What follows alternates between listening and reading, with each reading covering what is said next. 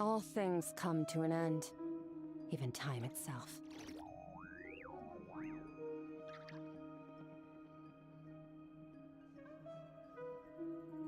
Hey, listen!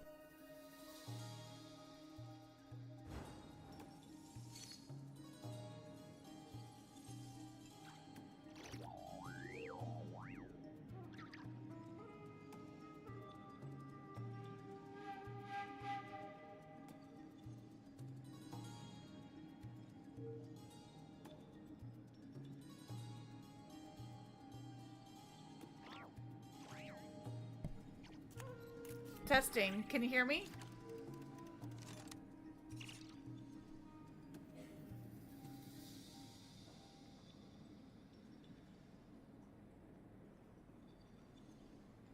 Still can't hear me.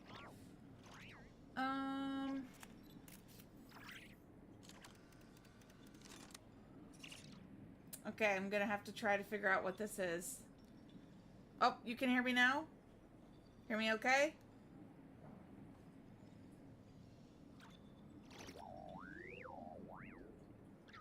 You can hear me now?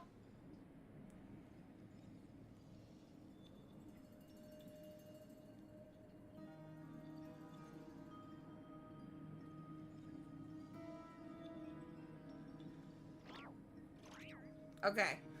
So, Vixtel, welcome in. Congrats on being first. Les Green Frog, congrats on being second. Welcome in, guys. So I did do a lot of things off screen. We met up with Arlecchino. She mentioned that Columbina had made a deal with the Saritsa, which is why she is missing some of her power. We were at the Kuvaki Experimental Bureau. We ran into Fremine, Linny, and Lynette, who were sent by Arlecchino to help. We met up at the secret base with Varka, Yehoda, and Lama. And Yehoda had some intel for us about Rare.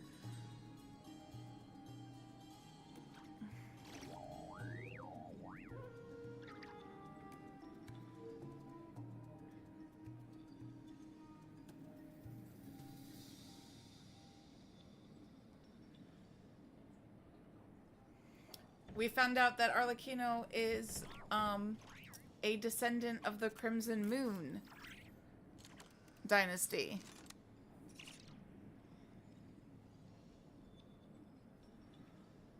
Do you guys like the synopsis? Would you like me to keep going? I'm not sure if I should just go over what I played or, like, resume.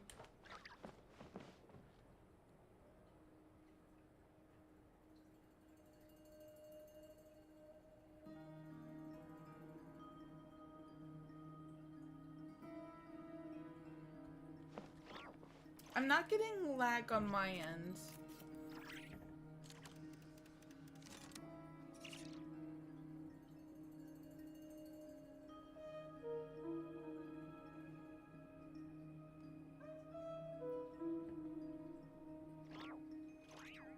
Where do we come from?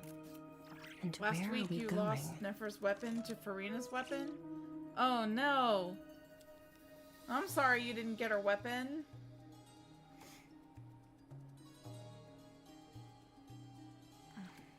But basically, all these people met up and they've been delving into memories with Nefer.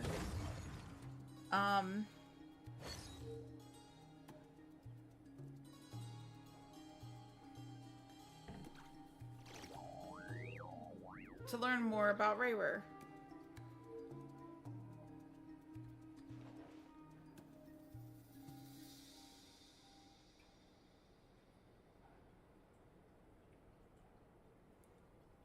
And that's pretty much where we're at right now. I see, it's Twitch, that's the problem. I apologize for the lag. But we're still in the kind of chess portion of finding out what happened that night with Dainsleif and the Five Sinners.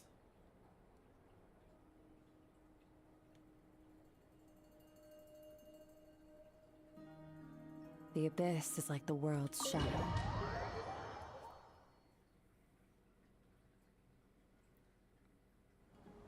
Sorry to disturb you, but we seem to have run into some trouble. You were going to drop $60 for Genshin, but I decided not to. I bought something way better. Ooh, I'm curious. Can you tell us what you got? If you don't want to, you don't have to. This is not working because I cannot see my screen. Where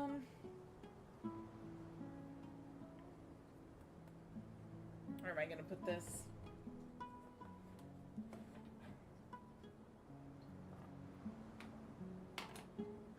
Maybe I can roughly see the stuff here.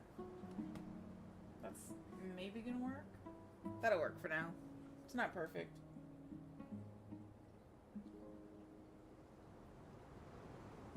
Yeah, I remember they shut down a lot of their servers. Evidently so. Don't worry, I'm not about to leave you to fend for yourselves. I'm not that kind of boss. And it would go against the Curatorium's labor policy. I'm sorry. What did you hear me say? I wasn't talking about labor policy. Wait.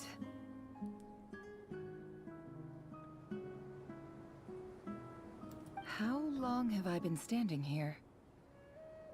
Not long. You just appeared by the door a moment ago.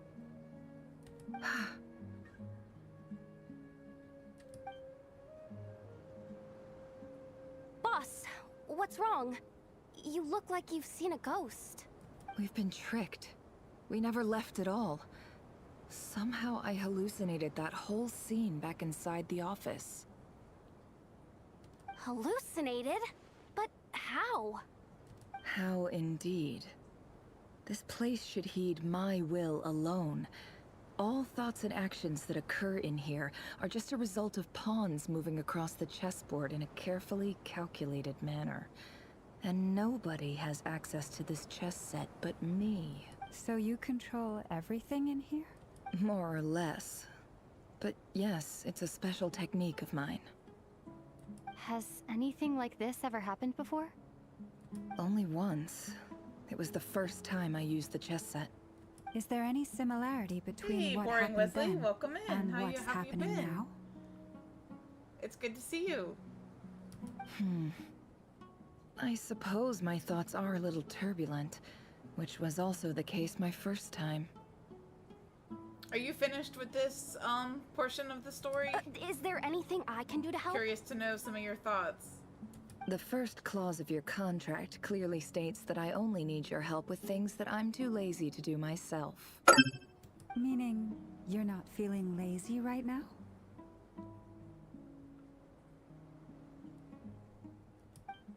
Meaning this is not something Yehoda can help with. The chess set is a personal treasure that I alone understand. I must be the one to find our way I'm out of not here. quite sure what to do about that. I think it's a server issue with Twitch, because everybody seems to be getting lag.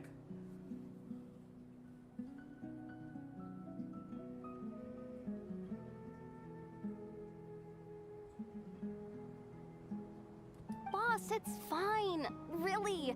Let me do something useful.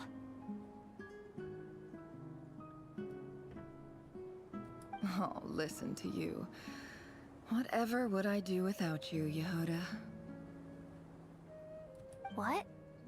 Really? Yes, really. Where would I ever find another employee as obedient and servile as you? God forbid anything ever happens to you. Oh, okay. Well, anyway, I was thinking of fetching some water. There's gotta be a source around here somewhere. I suggest everyone finds someplace comfortable to take a rest. We gotta conserve our energy. Even though all this chess malarkey doesn't exist in a physical sense, mentally speaking, it's all real. And so is our tiredness and fatigue.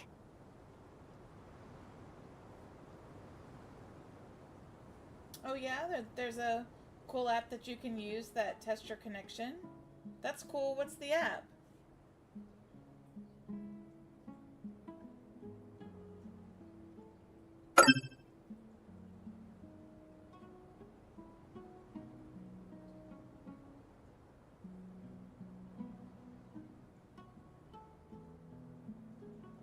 your favorite voice actor that voices in Honkai Star Rail, My Dress-Up Darling, and One Piece film, Red, and more was selling signed prints.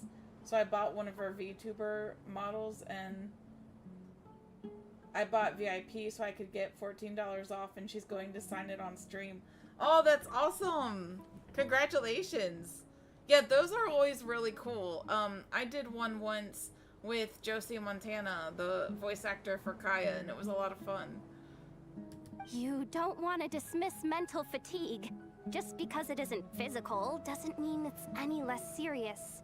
But anyway, I got your backs, so don't worry about a thing. Don't I have the best employees?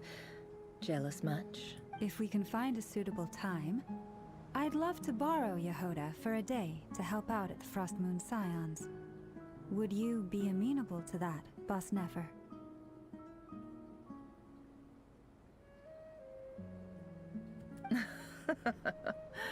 Oh, Lauma. Have I ever told you just how pretty you are? Beauty runs from the tips of your antlers to the depths of your imagination. That's like her friendly way of being like, not a chance. Time to rally, everyone. Follow me. As we continue our journey, the same rules will apply. That means stay focused and no talking no matter what we encounter. And don't disturb the chess pieces. You have my word that I will get us all out of here.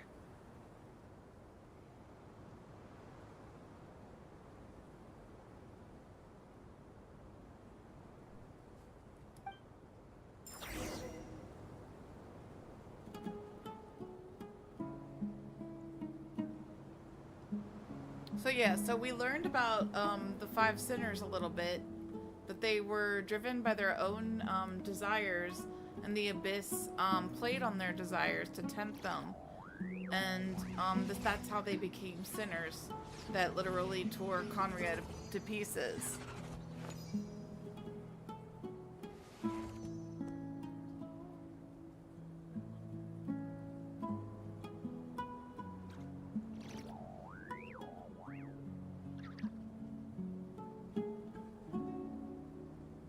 Why does Ashru sit up on the counter? To welcome our clients. It all adds up.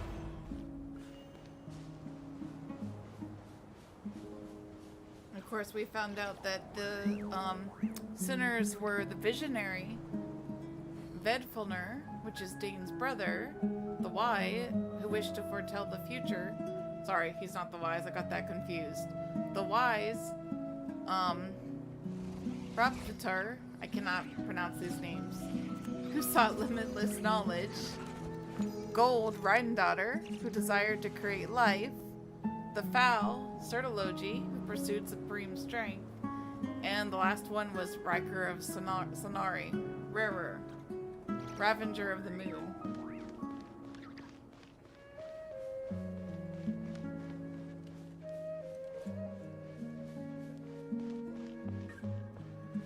This place looks familiar. That's not a good sign. There's someone up ahead. Time for a little chat.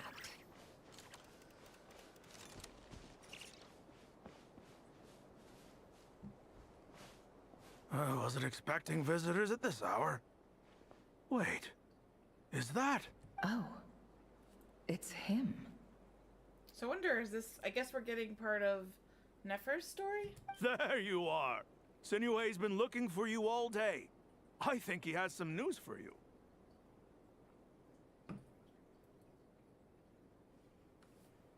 Oh yeah? What were you doing just now, Uncle Retinue? Hiding away some more loose change? I know I saw some Mora. Oh, it's like maybe teenage Nefer or child Nefer.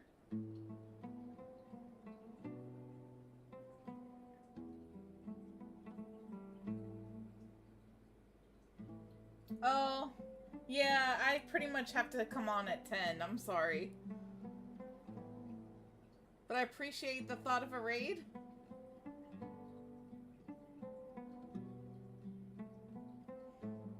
So you know you probably won't get Nefer's weapon, but you know that if you did not support your favorite voice actor and get a print on your wall, then you would regret it. Absolutely. I mean, the good thing is even if you don't get their signature weapons, there's always usually a weapon for your character that will work until you can get their signature weapon. So I definitely think the autograph is way nicer. But I'm like an autograph collector, so you're What, talking you mean to loose someone change? who's a bit biased. Come on, I'm too old for this. Just pretend you saw nothing.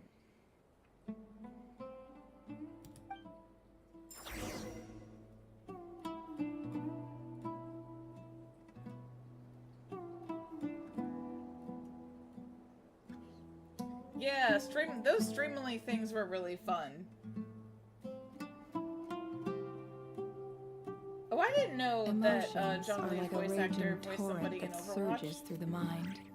More often than not, if you try to hold them back, you'll be swept away by their unstoppable force. And if you try to ignore them entirely, you'll end up tearing yourself to pieces.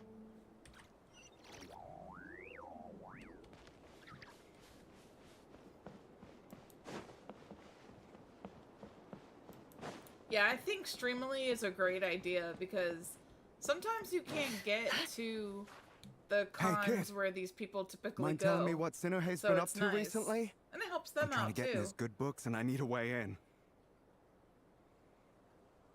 Get in his good books? Why? What do you want with my dad, Uncle Peppy?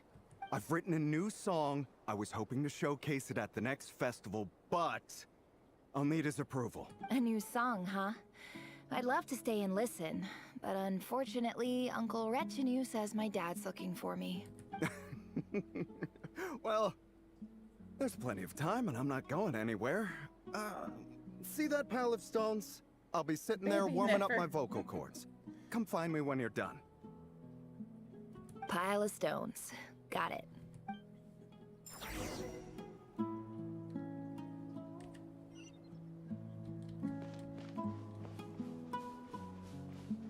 Yeah, I just went to a con and was able to get a few goodies, so I also spent a bit of money on some guilty pleasures. Sometimes you need to. Hi, Dad. Uncle Retinue said you were looking for me. Ah, there's my little princess.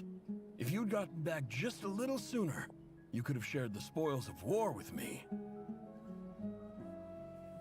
Man, he doesn't look much like her. Spoils of war? Who were you fighting against, Dad?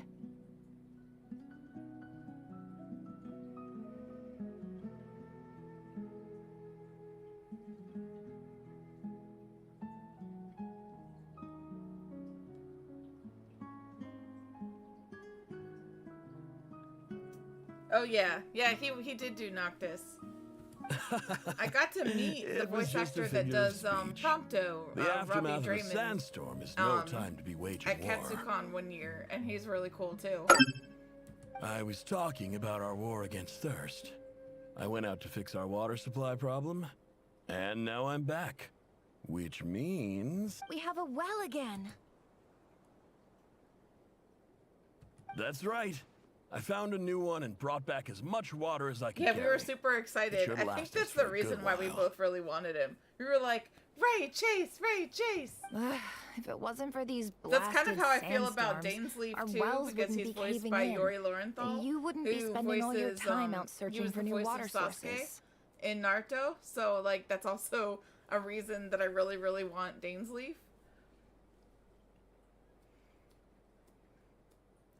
I would like to meet him someday, because Naruto was the first series I really watched as a kid as far as anime was concerned. I mean, my first one was Princess Mononoke, but the first series that I watched was Naruto, and my favorite character was Sasuke. So it'd be pretty cool to meet him. As the chief of our tribe, I'm supposed to be leading us out of hardship and poverty, onto better things.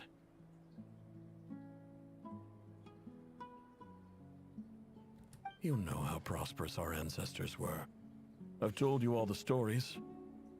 And look at us now. Squeezed into these hovels. No one would choose this if it wasn't for the endless wars over the years. But things are looking up. I started working with some folks from the academia a few months back. They gave me some contacts in return for my assistance in the desert. So you're the Academia's helper now? Special ambassador, they call it. Think of it as a partnership. It's nothing bad, okay? We've been isolated here in the desert for too long. Seeking opportunities elsewhere is the best thing for us, and the fastest way to progress.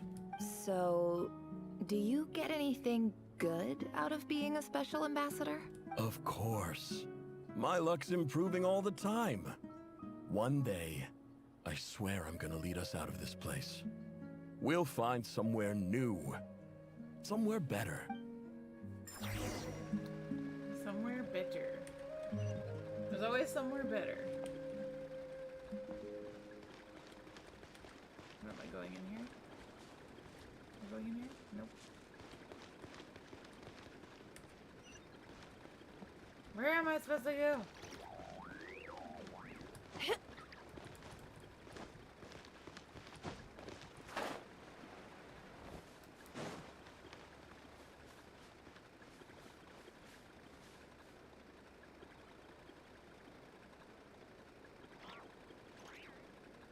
Oh no! Don't bring up Stand By Me! Oh my goodness, why are you trying to give me that PTSD? I cannot do that song since that game. That game wrecked me. I mean, I love it. It's my favorite Final Fantasy game after 10, but it wrecked me. I was so angry. That's all well, and you know it. You stole from us. Well, you've gone from chief to thief, and now you have to face the consequences.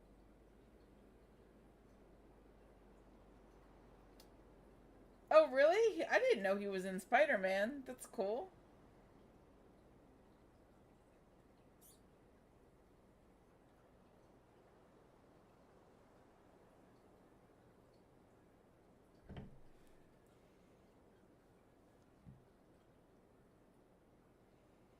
Did you really think you could take our water without permission and get away with it?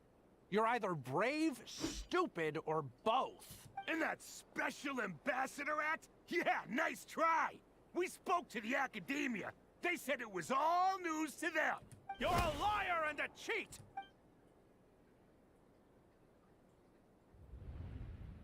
Oh no. I heard Yehoda gasp, but I don't blame her. Most people are terrified by the sight of blood. Corpses strewn across the ground. The wounds are clearly from scimitars and daggers. The desert dwellers' weapons of choice. There's a handwritten note on the ground. Let's see what it says. Halil, this is Sinuhe, chief of the Shimti tribe. Surely you remember me. I was the one who helped you and your colleagues avoid the quicksand in the desert. This is my second time writing to you. I assume my last letter must have gotten lost in the mail, as I didn't receive a reply. I hope this one makes it to you safely. I'm writing to you because I need some help.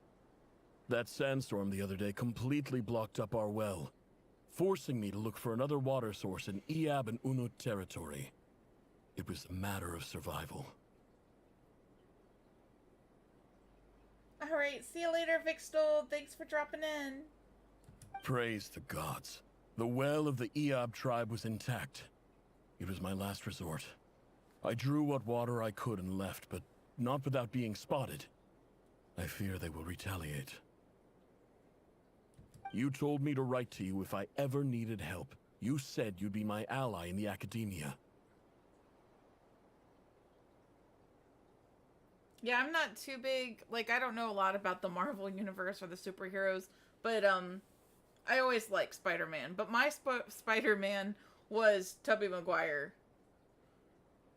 I urgently need you to formally recognize my title of Special Ambassador and send some of your people to assist me for a few days. It's the only way I can convince them that this was the Academia's decision and prevent them from retaliating. Yeah, same. I like that a lot of people like Spider-Man. I was more of an X-Men girl. That was more my thing. I watched all the movies. This is an emergency. Please send help as soon as possible.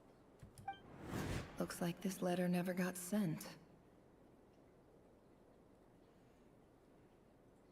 The writer died a grisly death, and the letter was trampled into the ground. It's badly defaced. Some parts are barely legible. What a ridiculous lie the surviving Shimti tell. Their whole village was butchered over a sip of water.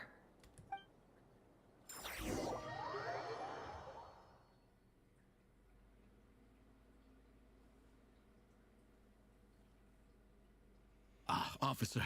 Welcome. Welcome to our humble village.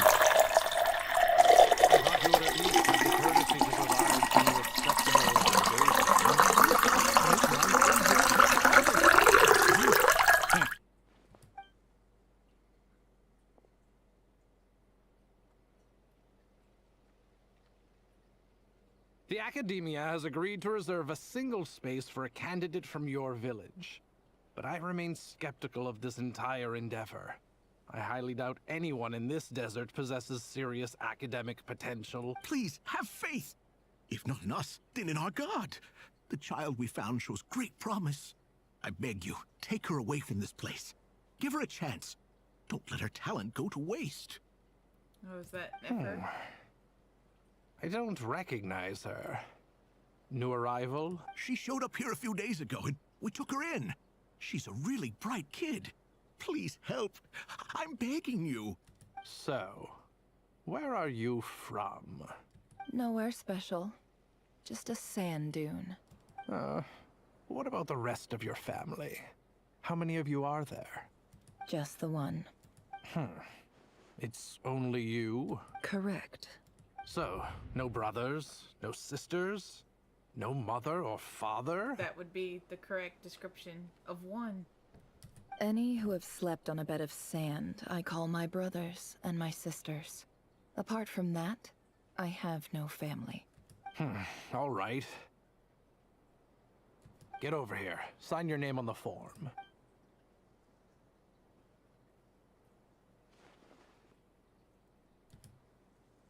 He seems mean. Never. You're rather See if my fair-skinned for a superpower desert has been dweller. redeemed. Okay, I will definitely fill this up shortly, but it's still half full. So once I empty it, I will redeem it.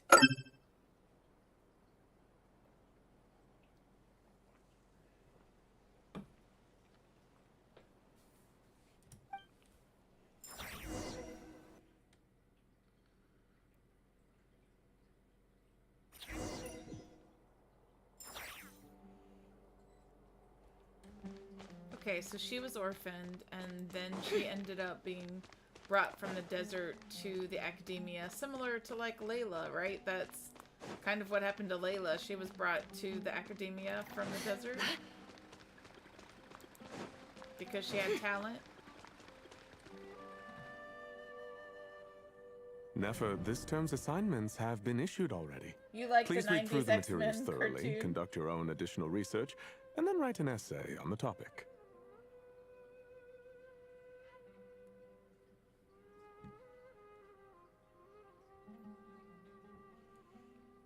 I liked the movies. I didn't watch very much of the cartoon, but the movies I liked. I always liked Rogue. She was my favorite. Yes, Professor, I'm aware. Character. I just had a couple more questions I wanted to get your And perspective the Wolverine. Oh? Please, ask away. Well, I saw the other students' problem sheets, and Just don't I get me couldn't started help on but Hugh notice Jackman. that my assignment is much easier than theirs. Do you really think I'm a weak student? A weak student? Goodness, no. Quite the opposite. You have a sharp mind. Almost too sharp. I think what you're saying is a weak student wouldn't have noticed Can the any of you discrepancy. remind me what the Vahumana? And if they did, they certainly wouldn't Darshan complain about did? the lighter workload. Aren't they like the magic department? I don't remember the different Darshans. It's been so long.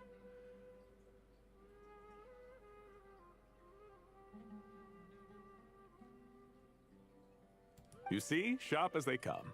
You see things the way they are, and I'm sure you know why they're like that. Because of where I come from. Because I'm different. I'm sorry, Nefer. I don't like it any more than you do. It's just...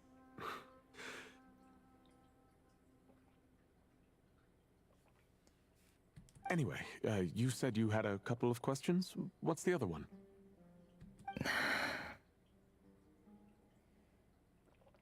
I wanted to check.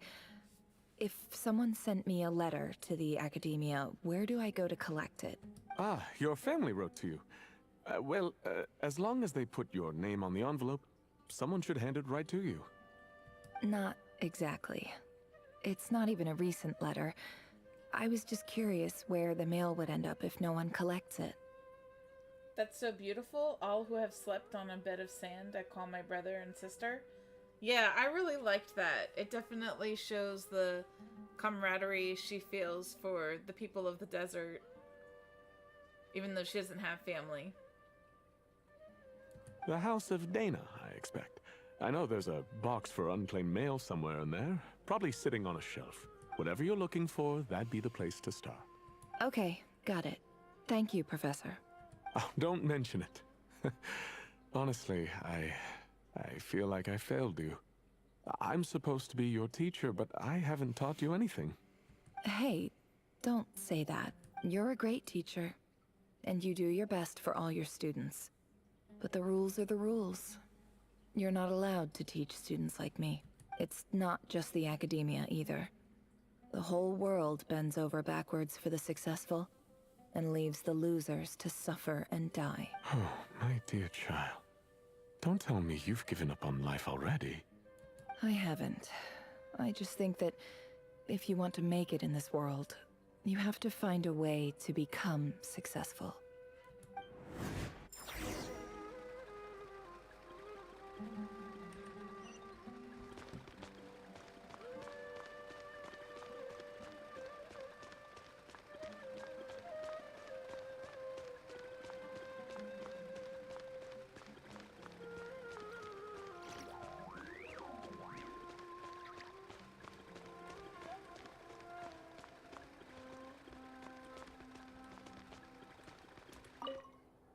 This must be it.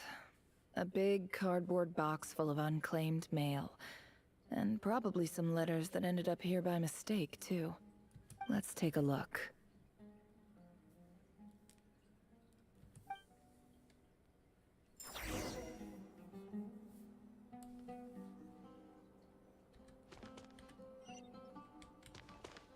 Oh, we have to go to the table. Let's sit and review the letters. Oh yeah, this is cool. I really liked how they did this. They did it first with Rayrer when he was going through profiles of the Blood Moon descendants, and now it looks like they're doing it again. But it gives you a really like immersed feel to the game. I like it. A dilapidation survey from Port Ormos. Looks like it's from a Core of 30 representative. What a strange thought. A bunch of mercs losing sleep over rundown buildings. This one was never even opened. I guess the recipient didn't care what the Core of 30 had to say about anything. Who was it addressed to? I don't recognize the name. But it must have been a Kasharawar professor. Oh yeah, that's right. Sino was brought from the desert.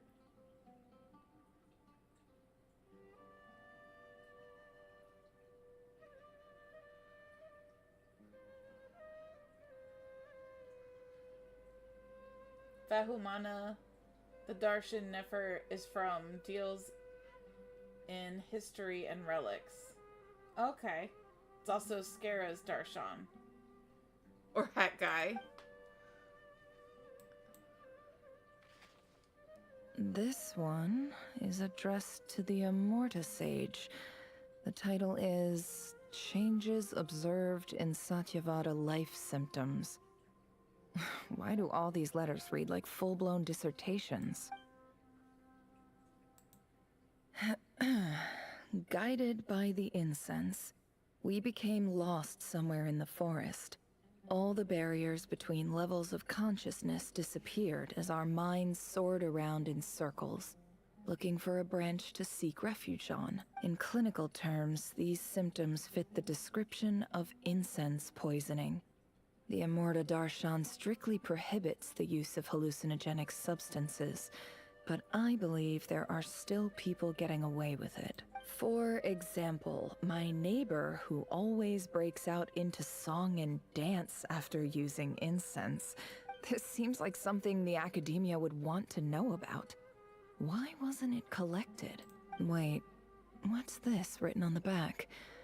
It's so small. The note says, "The sender authored this letter while under the influence of mushrooms." I would send it back, but no return address was provided. Stamped by the Grand Conservator of the House of Dana.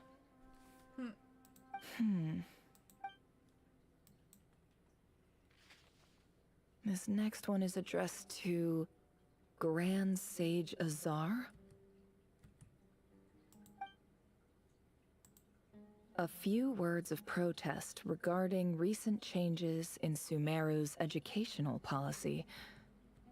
In recent years, the academia has taken on a small number of students from the desert region, as per the policy to this effect. However, it appears to me that these students have not, in fact, been provided with educational opportunities that are, in any meaningful sense, equal to those enjoyed by their peers, as well as receiving dumbed-down assignments and perfunctory tutoring. They do not. Education is the fundamental purpose of this institution, which should go without saying in a nation whose founding virtues are knowledge and wisdom. I ask you, is the lip service we pay to the policy of education for desert students truly the standard of pedagogy to which the academia aspires? As Grand Sage, policy decisions are your prerogative, but do not forget your roots. You and I were once students too, as was everyone else in this institution. I do hope you will give some serious attention to this matter. I encourage you to discuss issues like this with myself and others, and listen to some alternative opinions. Sino and Lisa were from Spontamad, which deals in elementalism. Okay, so that's sort of like where the magic Great part of letter. it comes into. Shame it didn't get to where it needed to go. And the sender is... Huh? Sage Cyrus of Spontamad. I didn't realize anyone else even knew how bad students like me have it in this place. So this is where letters from the Sage of Spontamad end up? Nice one, Grand Sage. Really enlightened leadership. Whatever. This isn't what I came here for. Moving on. I'm not exactly holding out hope that a letter sent from the desert would even make it here. But if it did, where else would it end up if not in this box? I can't believe how much discarded mail there is. Must have been years since someone last went through it all. And this is just one box. The whole House of Dana is boxes on shelves. I don't believe for 1 second that any human being has sat down and read through all the documents in this place. Who has that much free time on their hands? I'll hide them. He makes time. Wait, could this be it?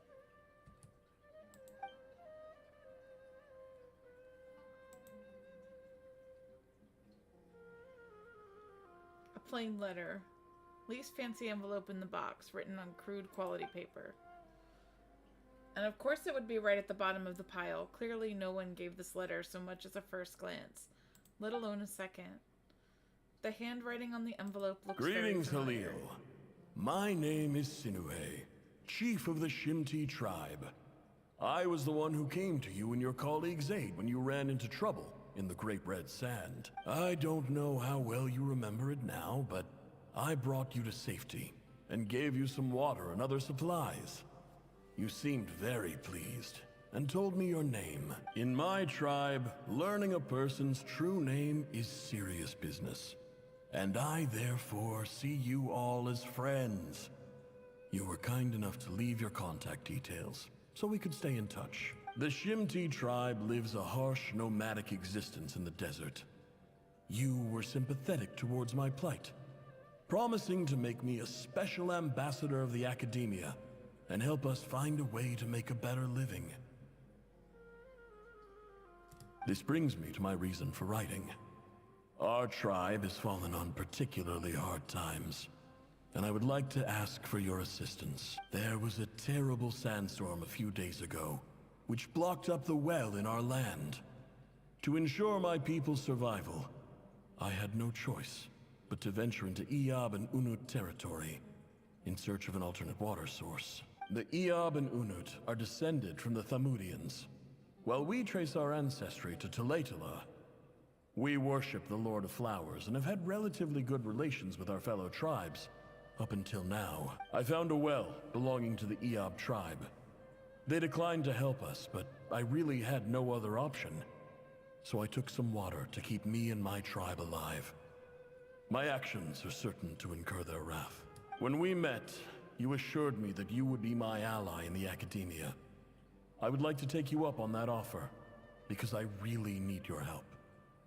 I wonder if you could send an academia representative to meet with me. That aside, the last time you were here, you mentioned that the academia had started accepting students from the desert, and I told you a little about my daughter, Nefer. We have next to no resources here in the desert, and my power and influence are limited. Would you consider enrolling my daughter at the academia? She is a smart girl. I know she won't disappoint you. From the outset, the academia never took you seriously. Those things they promised were just empty words. I doubt they even remember the name Sinuhe. And you were so emphatic that your luck had finally changed for the better. You swore you'd lead us to a better place one day. You spoke with such conviction, like you were the most powerful chief in the whole desert. You liar. You lied about everything. You promised the world and delivered on none of it. No. And who fell for it? Just me, by the looks of it.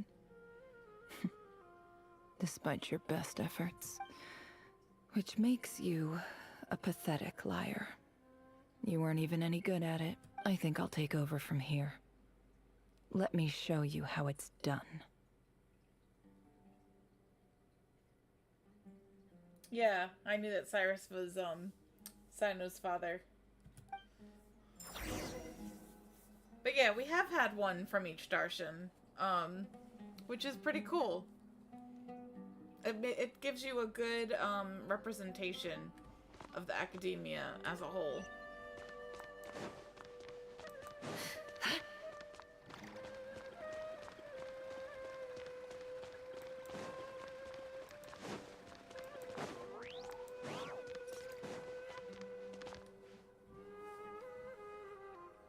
I just came to say goodbye. Thanks for everything you've done for me in my time here. Nefer? You packed your bags. Where are you going? I'm quitting. Something's come up in my hometown. Gonna head back and deal with it. Huh? But this was a hard-won opportunity for you. You know that better than I do. It was. But it doesn't matter. I have more important things to deal with and they can't wait. Oh, and I didn't want to overfill my bags, so I left some incense on your desk. What's wrong? I thought you liked incense. Although, I did read somewhere in the House of Dana that it has hallucinogenic effects.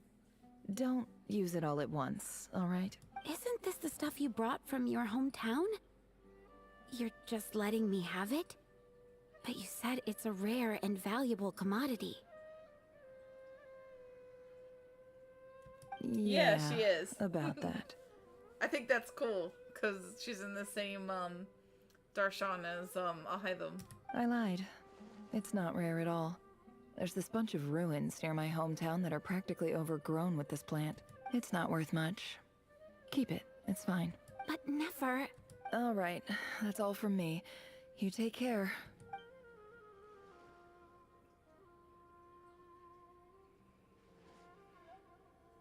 Don't forget me, okay?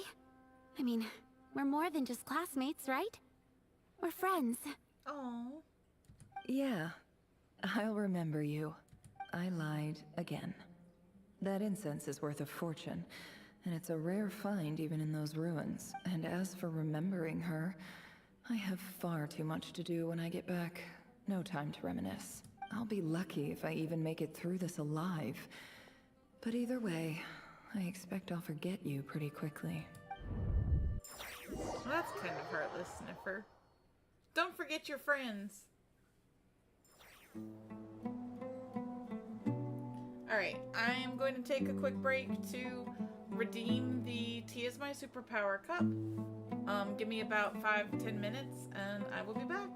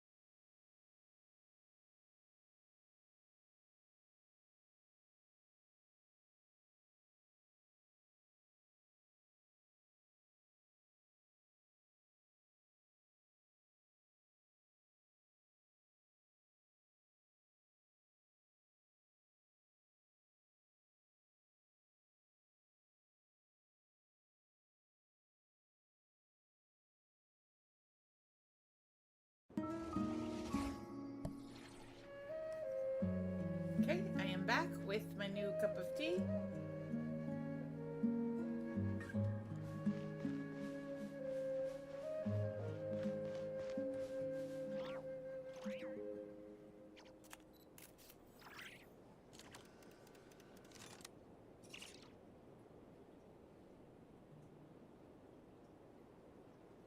Emotions are like a raging torrent that surges through the mind. More often than not, if you try to hold them back, you'll be swept away by their unstoppable force. And if you try to ignore them entirely, you'll end up tearing yourself to pieces.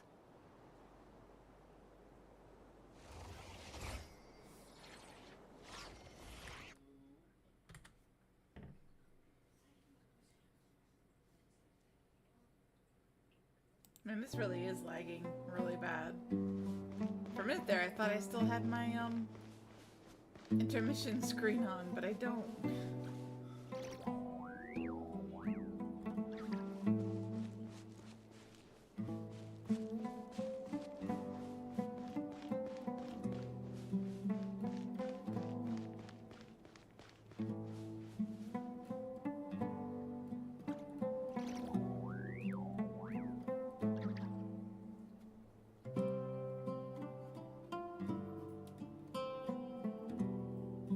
Don't trust your eyes uncritically.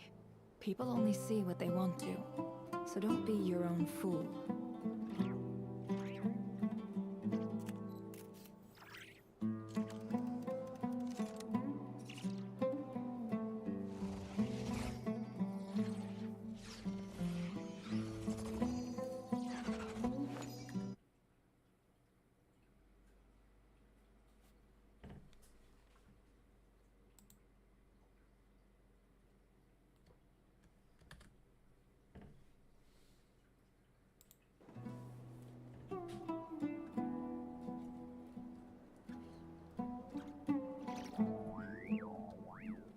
Hopefully you guys are seeing the actual gameplay here.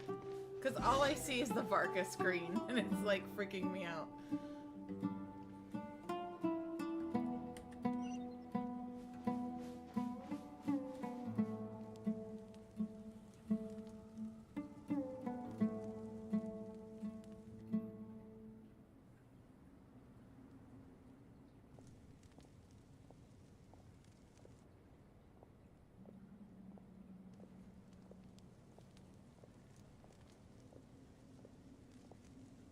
It's a pleasure to meet you, Mr. Arif.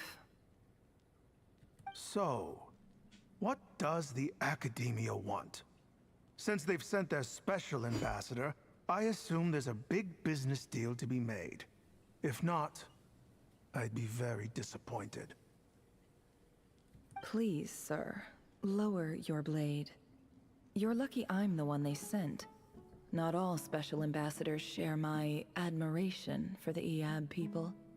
The ever-shifting balance of power in the desert reduced the once great civilizations of this region to rubble and sand. But the story of the Eab has a very different trajectory. Others grew weak, but you grew strong, beginning in obscurity and moving to prosperity. You're the only ones who defied the trend. Huh. So, you do know who you're dealing with? This well is the perfect symbol of your strength, is it not? It used to belong to the Unut, but it looks like you have control over it now. You're not wrong. But I'm sure you didn't come all this way just to flatter us. Of course not. I came to bring you some very good news. Some information that recently came to light, which might just be your ticket to freedom. Records uncovered by the Vahimana Yeah, I realized how bad the Darshan lag was show when I that a came off the certain intermission well screen. currently under Eab control is built on top of some ancient ruins. These ruins are of great archaeological interest to the Academia. I checked the map carefully on my way over here, and I'm confident that this is the well in question.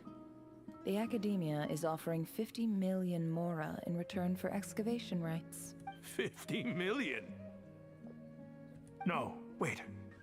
If these ruins are as important as you say, 50 million's a little low, don't you think? Don't get greedy, Eab. We know far more than you think. We know that you seized this well by force. Wasn't that the first step in your rise to power? To drive away the Unut and steal their water supply? So what if it was?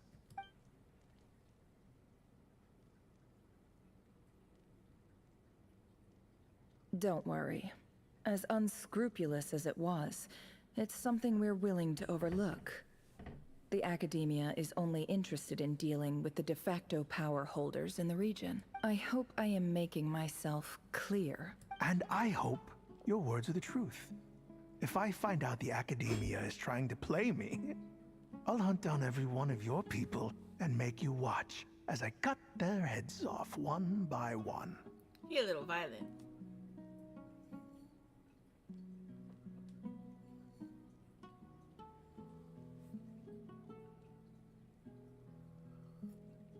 Oh, that's a little too hot to sip yet.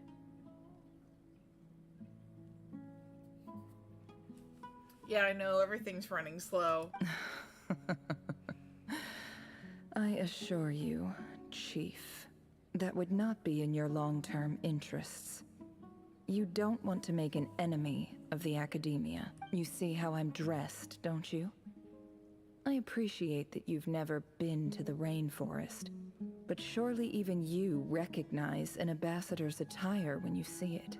And what does a barbarian like you have to lose anyway? You really think the Sumeru Academia would bother to come all this way just to lie to you? We have more important things to worry about. All right, I take your point. The Academia is the highest authority in the land. I'm sure you're trustworthy people. In that case, we have a deal. We will sell you the excavation rights. I'd like to thank you, Ambassador. This is good news indeed. Excellent news. In fact, it calls for a celebration.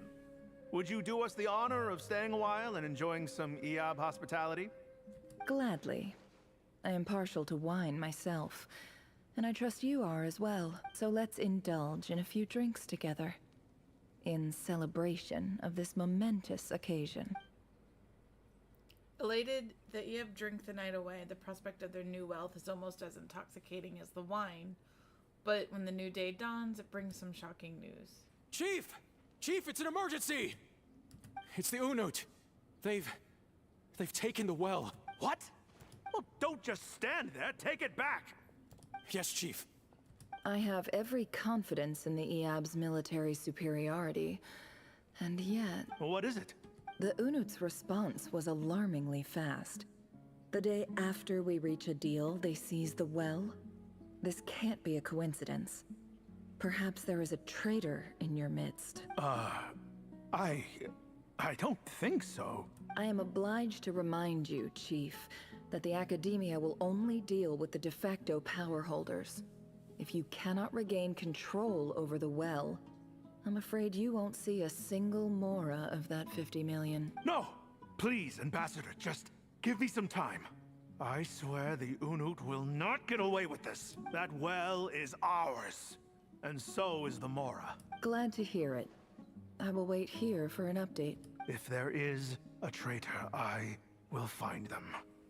In the meantime, make yourself at home. I'll report back as soon as I have an update. Much obliged. Wow. All it took was a few words and I've got him wrapped around my finger. What an amazing feeling.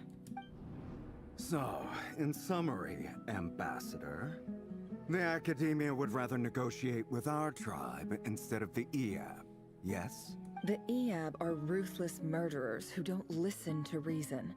And now they have the gall to interfere in our research projects in the desert region. So let me ask you, Chief. If you were the Academia, what would you do? Kill them all, of course. Precisely. The Academia does not tolerate those who stand in our way. The Eab have held back our academic pursuits for too long, and our patience is wearing thin. At the same time, There is simply no way that the Academia can be seen to be intervening in desert affairs. I'm sure you understand where I'm coming from. We have our own rules out here. If the rainforest dwellers raised arms against a desert tribe, it'd start a bloody war. Right. We can't confront them ourselves, but we can support their enemies. The Unut have always had strained relations with the Iab, which makes you our natural allies. Natural allies. Weren't the Iab your allies once? You were quick to send them after us to protect your interests back when we stole that water. And now look at you. You're at each other's throats. Let me be clear.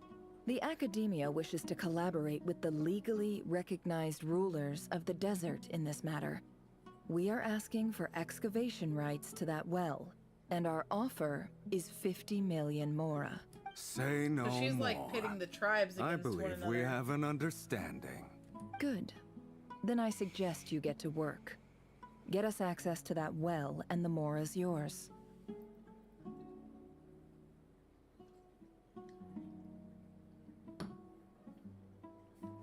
You see, Dad? Lying is easy when you know how. People will believe anything.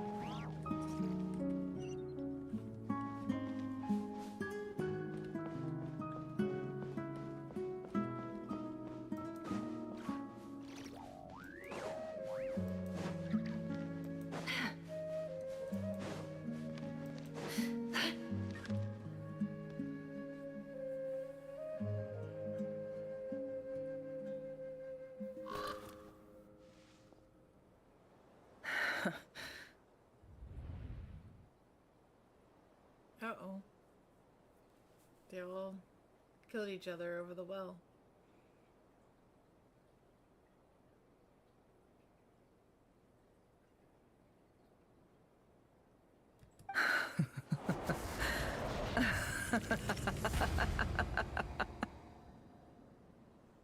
Look at yourselves. You may be vile, savage monsters, but your butchered bodies bleed like any others. You're no different. You're nothing special at all. The monsters who destroyed my home, they're just ordinary, petty human beings. What a joke. I think we're even now. I think she went off the deep end just a little bit. Maybe I've even done the desert a favor. It's a better place without all these people around. Oh, Sinuhe, my gullible fool of a father. Perhaps if you'd been as ruthless as I was today, our tribespeople would still be alive. In this dog-eat-dog world, a chief needs to be tough to survive.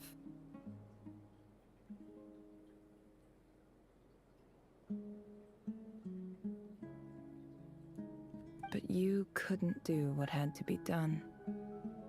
So I did it for you. Nefer, it's okay. All of this is in the past now. I believe I remember you promising to remain silent. Yeah, but even so.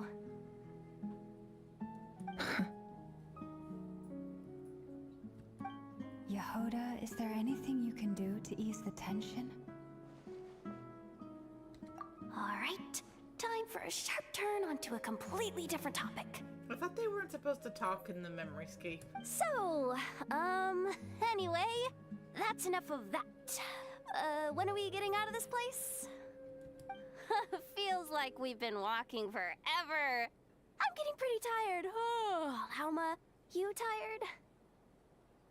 Yes. If we can find somewhere to sit down, I could certainly do with a rest. It's not far now. There should be a temple just up ahead. Yes. Really? A temple? That's where this story ends? I guess that's how things go in the desert. Desert dwellers can never escape their destiny. Or so everyone says. I never wanted to believe it, but looking back now, I'm as desert as they come. You mentioned a temple. What's waiting for us there? My biggest trade secret of all. Ah. Then I'm guessing it's where you got your power from. The power to peer into other people's minds. I didn't know you were clued up on any other religions. I'm no expert in the history of Sumeru, but since you come from the desert, I would imagine it has something to do with King Deshret. Sounds impressive. Ah, I know who you mean. General Mahamatra Sino. The spirit of Hermanubis dwells within him. That's Boss Neff for ya. She knows everything. Sino's hardly a figure of obscurity. But I know about Sethos, too. What about him? Is he a big deal or something? Well, Ooh, she he's knows not about a small Sino and deal. Sethos. Let's put it that way.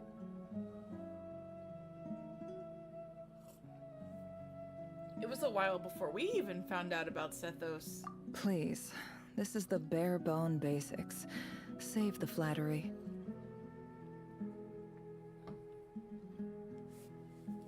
Thanks for your patience, everyone. I'm sure it's been a lot to take in. With any luck, that's our exit just up ahead.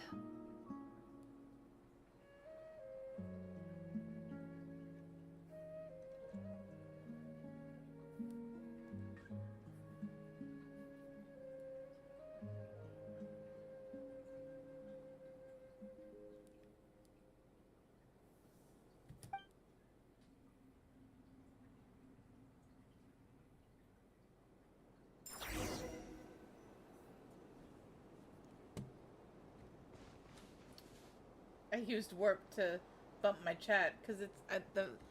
If any of you are talking, I'm sorry. With the lag, it's not moving, so I don't know if anybody's trying to talk. And maybe I'm missing it.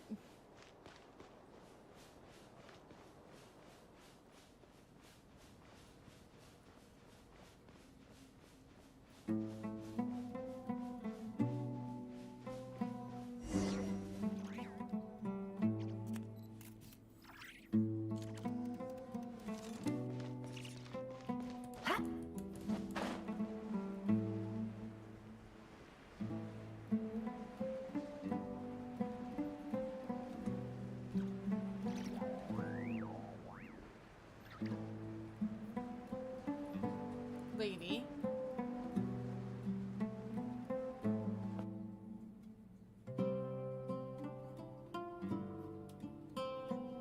Uh-oh. Uh-oh. Uh-oh. Be right back. Here, lady.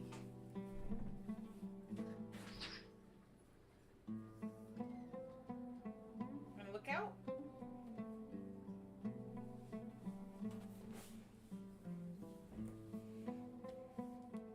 I'm totally out of my depth here. I don't have anything to add about any of this stuff. Like, look at that statue, for instance.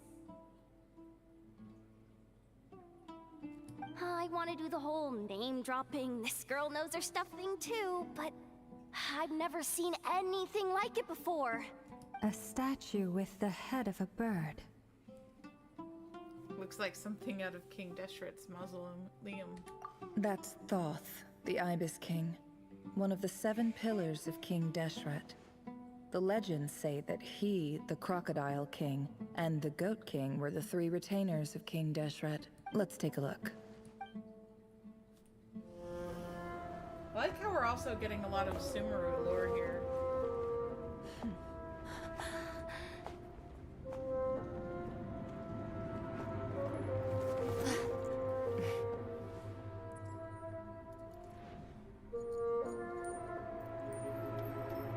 Oh, it's a cat. It's just Ashru. So, all is well?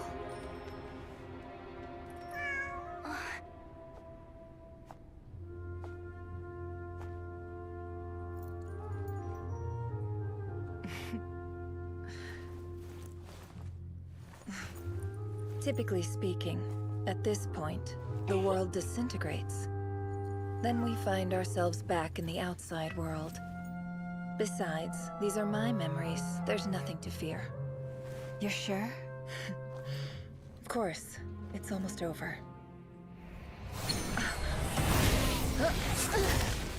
Oh no.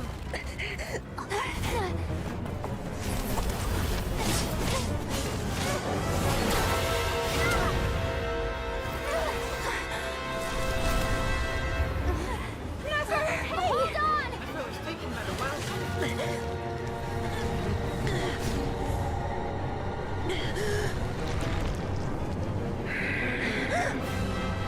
Oh no, it's Knowing too Razor. much is always a death sentence.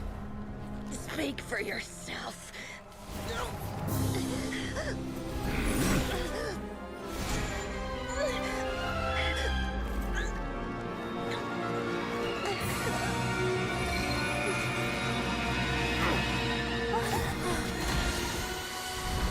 Oh, she got that from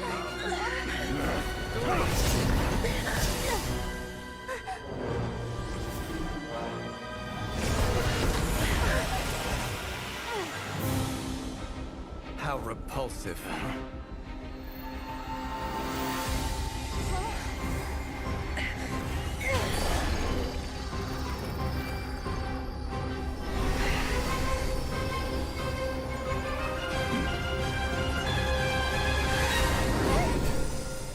I just saw a lot of different power there.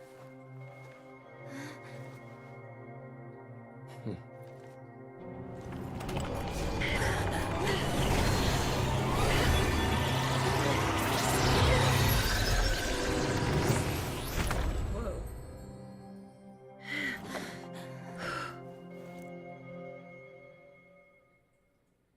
So he found them in her memories.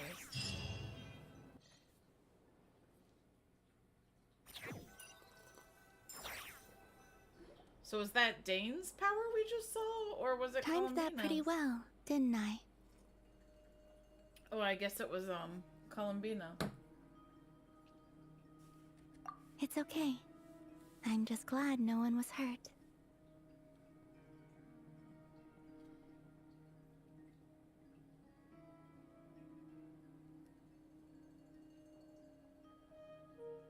Oh, hey, Chironix.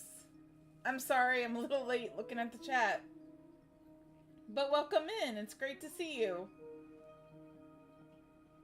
You still don't know a lot about Sethos? I won't spoil it because that's a pretty major quest. Paimon noticed you doing something too, Dainsliv. Were you helping get them out?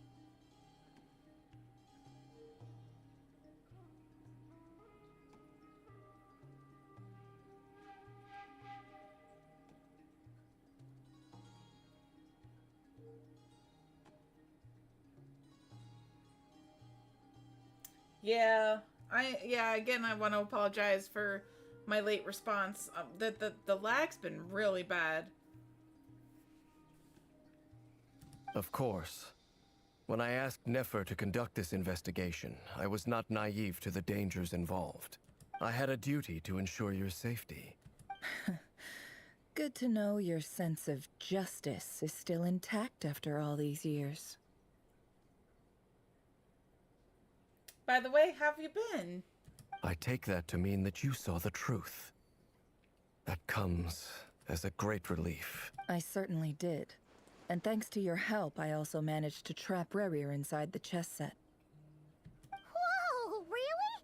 How'd you manage that? Well, to be honest, I sensed that something was wrong long before we made it to the temple. By using this fragment to probe into Rerir's past, well, the monster formerly known as Rerir. It seems I alerted him. I was tracking him, then he caught on and started tracking me too. Can't say I'm surprised. But how did he track you through your thoughts alone? That shouldn't be possible.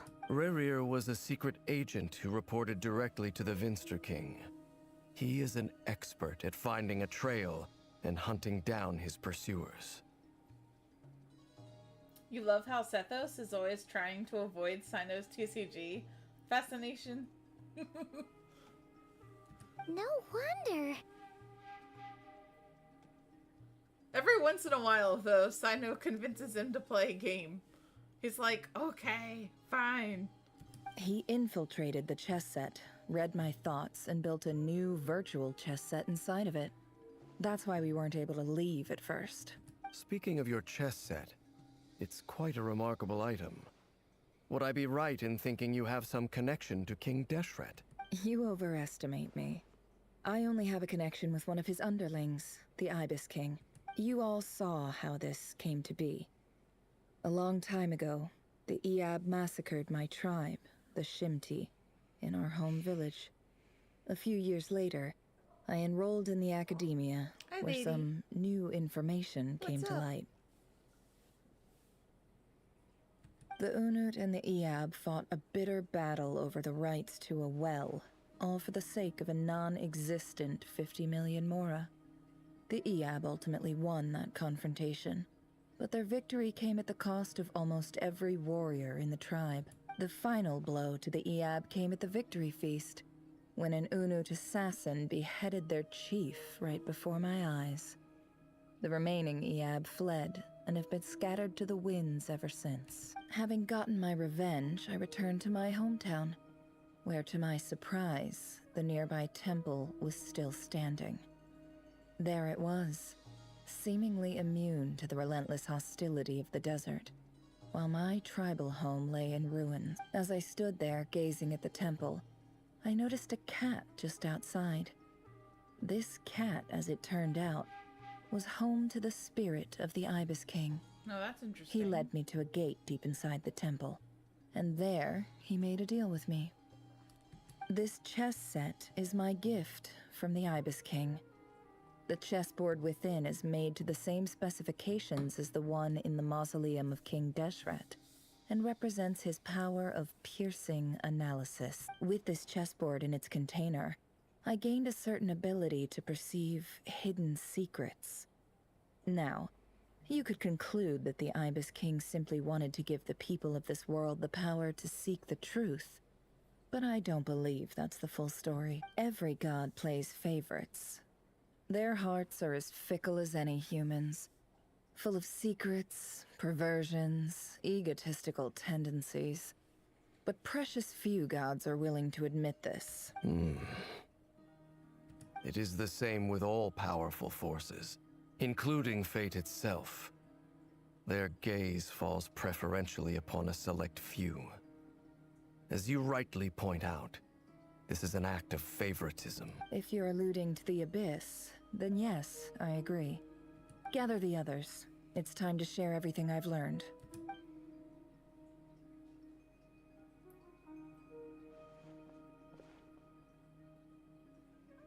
Oh, I love Thank this you all cat's for cat being tree. here. I wish I had a cat tree like this for Linny and Lady. They would love it. As promised, I did some further investigating into the Raker of Solnari's background. I am pleased to report that the investigation has been most fruitful indeed. I was so excited to see Durin, you guys. I can't wait until he's playable. The Raker of Solnari, real name Rerir, was once a Conrian subject who served the Vinster King.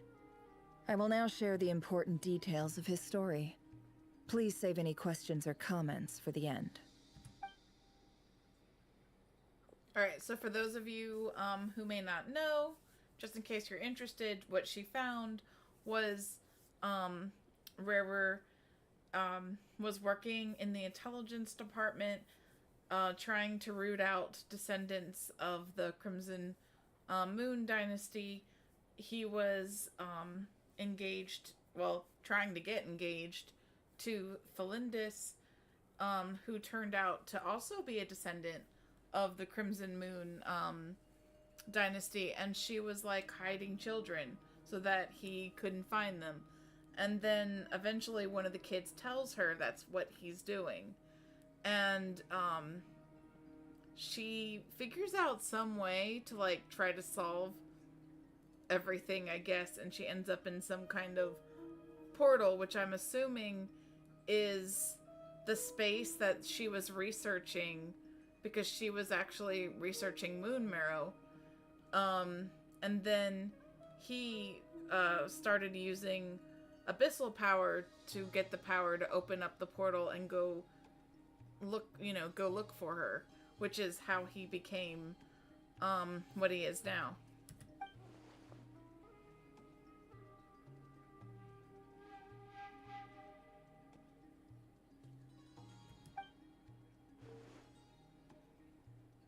Now, I'm not sure about this voice. It turns out it was also in Vedfonir's head, and it kind of drove people insane. And he was also hearing it. He thought it was Vedfonir at first, but we're not sure exactly where that voice is originating from. They're saying Vedfonir's voice, which spoke to him of his fate, was likely a reflection of the moon. Though he could disturb the waters to gain some temporary relief, he was powerless to erase it entirely. In contrast, Rarir's own life was like a reflection of a broken moon. Once the stormy winds of fate blew across the water's surface, it was utterly destroyed. Valindis smuggled away a piece of the moon before disappearing through that mysterious portal. It was passed down through the ages, finally falling into the hands of the Knave, because remember, she's a descendant of the Crimson Moon dynasty. But what lies on the other side of the portal? Is that really a whole other world? Valindis never had the chance to share what she found there. Neither did Rarir, who followed her in. So that's why he's so obsessed with the moon.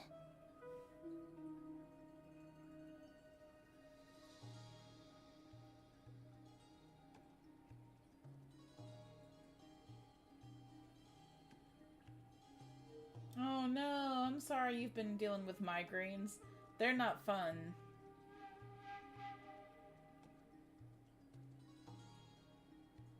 A tragic tale, to be sure. But it does not excuse his many transgressions. No matter how much Rarir suffered in the past, the fact remains that he is what we know today as the Wild Hunt, wreaking havoc upon innocent lives in Nod Krai. He becomes more dangerous with each passing day. If left unchecked, it is simply a matter of time before all of Teyvat suffers the consequences. This is a threat that the Knights of Favonius cannot ignore. And remember, Flynn actually has the heart of Rarir in his lantern. A question for Miss Columbina. Forgive me if this is presumptuous, but have you ever seen the spatial gateway that appeared in Rarir's memory? Never. But I have heard stories of something called the Moon Gate, and this seems to fit the description. Miss Lama, any thoughts on this? In the lore of the Frost Moon Scions, the moon is believed to hold many secrets. Some sources speak of ancient knowledge, others of a gateway to the unknown. The term Moon Gate is one I have heard before, but as is the case with all of our legends, there are no records of any first-hand witnesses. We cannot know whether it truly exists. Then back to Miss Columbina. As a moon goddess yourself, do you have some idea of where the Moon Gate leads to? Not at this stage, sorry. I do hold the power of the Frost Moon, and my strength is recovering well. I can sense that the gate would open at my command, but...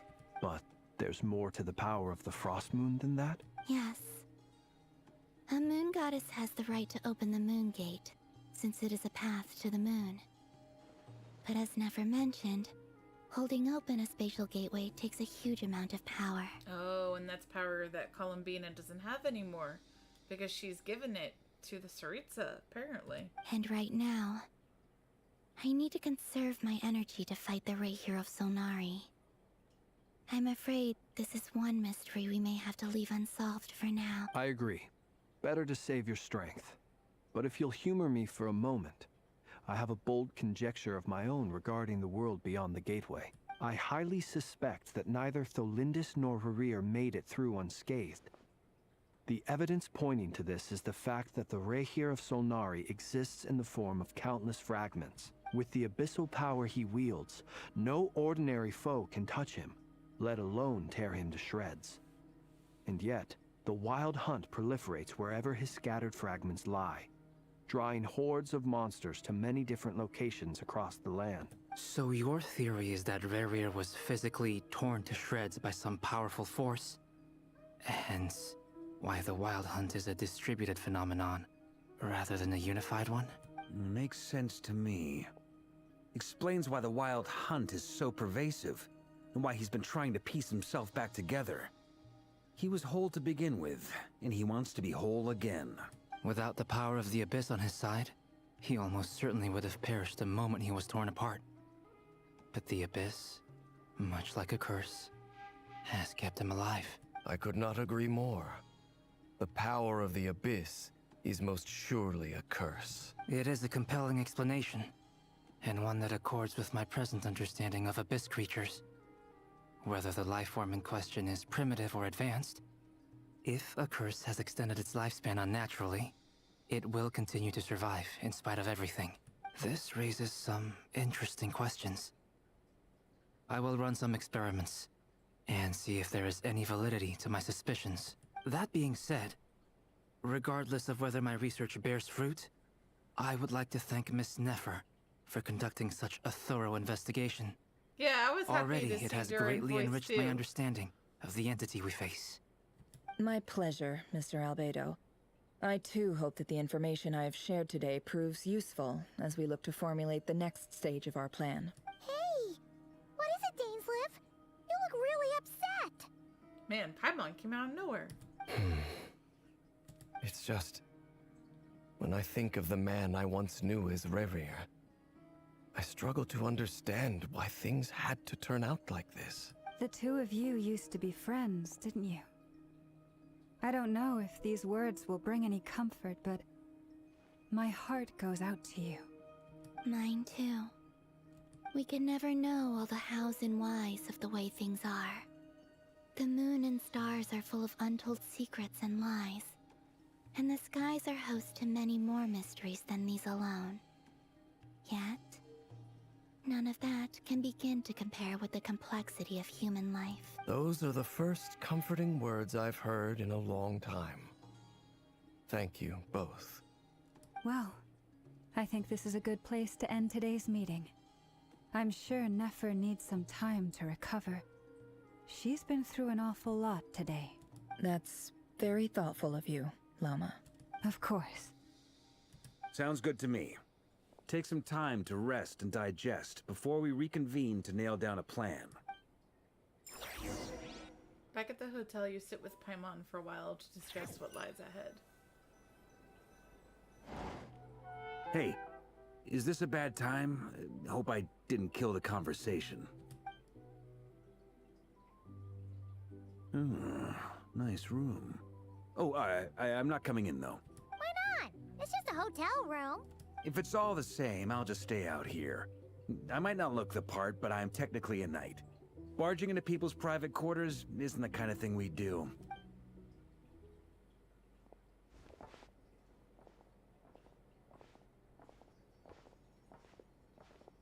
Anyway, Nefer went back to the curatorium to get some rest. But before she left, she shared some things with me that I thought you should be aware of. Firstly, although she managed to trap the Raker of Solnari inside her chess set, there's no guarantee that the power of the Ibis King is any match for one of the 5 sinners. It's only a matter of time before he finds a way to break out. We have to come up with a plan and take care of him before that happens. Honestly, Paimon figured that might be the case. Well, I asked her that same question. She talked for a long time, but for the most part, it seemed like she was trying to convince me how precious her chess set is. What a long and storied history it has. It felt like some kind of sales pitch, you know? The kind where you end up handing over Mora against your will. Anyway, after all that, she finally answered the question. 2 days, at most. 2 days? That remains to be seen. Which brings me to the second issue. Dainsleif is obviously conflicted about this whole thing. But given how little time we have, there's no way we can pull this off without his help. You have some history with him, right?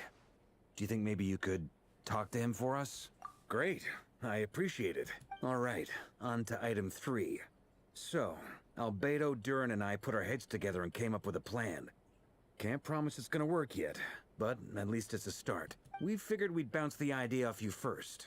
We'll explore it further once everyone's recovered. Oh, Paimon's dying to hear this. All right, so here's what we're thinking. In a hushed voice, Varka lays out the current plan. Oh, they're not going to tell us about the plan? You can at least give us a plan.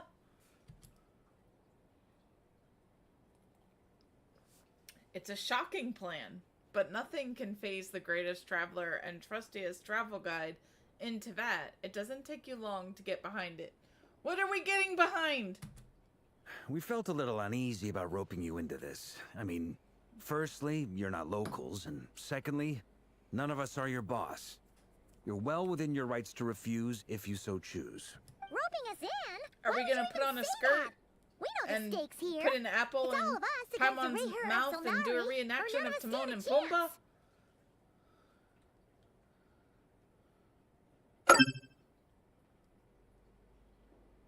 I choose my words very intentionally, I'll have you know. I like to think there's an art to striking a down-to-earth tone even when the stakes are through the roof. Sir Varka, I have a few thoughts about this plan.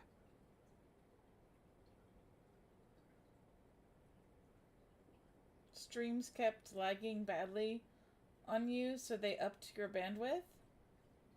Maybe they'll do that with me too? I'm I don't all know. ears. I hope so. I think we can be more flexible with how the roles are allocated. In my view, the most sensible lineup would be like this. They're still not telling us anything. I see your point, yeah. But if that's how we're going to approach this, you'd better make sure you're ready. To be clear, I don't doubt your abilities. Far from it. Where's my grass skirt? I just want to make sure. I need to do the Are you hula. really willing to take all this on?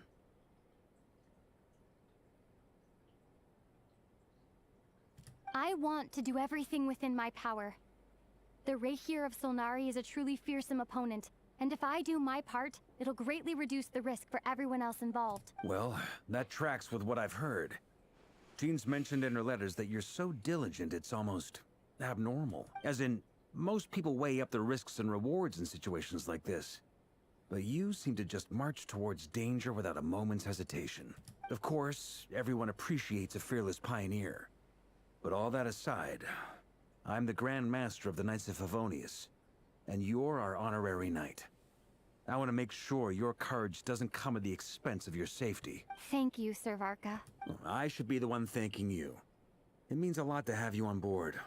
I'll give some serious thought to your suggestions. Varka gives a knightly bow and says he'll see you at the hotel again later. He has arranged for everyone to meet and finalize the plan of action. What plan of action? In an effort to lighten the mood, he booked out the hotel for this meeting so you could all have a chat over a drink. As the moon rises in the sky, you and Paimon leave your room, discussing whether Paimon has any other options than fruit juice. Everyone is already there waiting for you. They're chatting and smiling. Clearly, the rest has done them good. As well as the existing crew, some unexpected help has arrived. Ooh, more help! Still, you remain conscious of the fact that the future of Nod Krai rests on what is decided tonight. So many lives are at stake. You may never meet most of them, but whether they know it or not, all of them are counting on you. Ooh, we're getting serious now. It's getting serious now.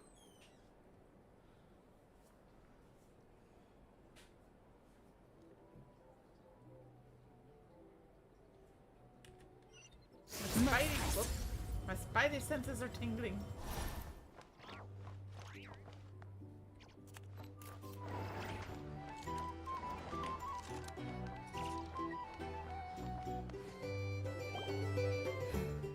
This is a thorough plan, but I do have one last question before we take action. How can we be sure that our enemy won't leave the designated area? By doing the hula. Great question. Albedo's been hard at work analyzing Rayher and the Wild Hunt's behavioral patterns. His conclusions are as follows.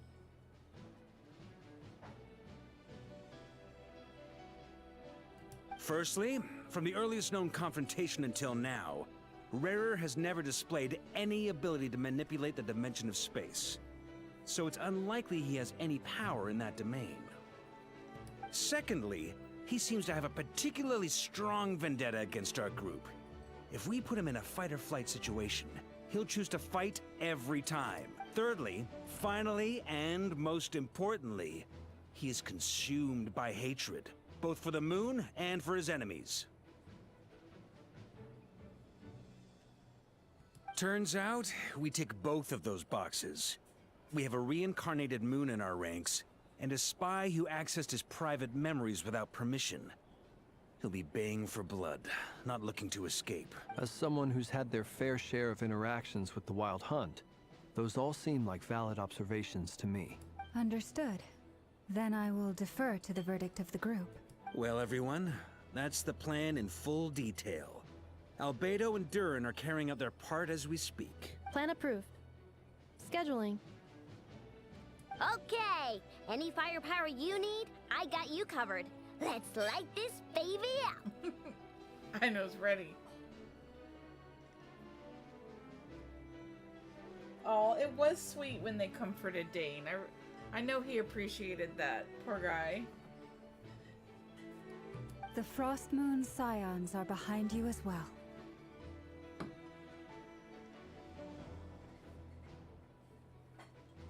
Of course Varka's a gentleman. He's the Grand Master of the Knights of Favonius. Where do you think Kaya gets all of his suave? And the rest of you? From his wannabe eye patch. No objections? That he inherited from his grandfather. All right. Then it's settled. This is the plan we're going with. Next up, an old tradition of mine. Anyone who wants to back out, now's your chance. Wait, we can still back out of this? Paimon, don't back out. It's gonna be fine. We're gonna put you on a platter and put an apple in your mouth while we do the hula. Everyone says things they regret, right? I don't want anyone feeling trapped because their mouth said yes before their brain had time to Husband's think in the things background through. yelling emergency food. It's not helping my case.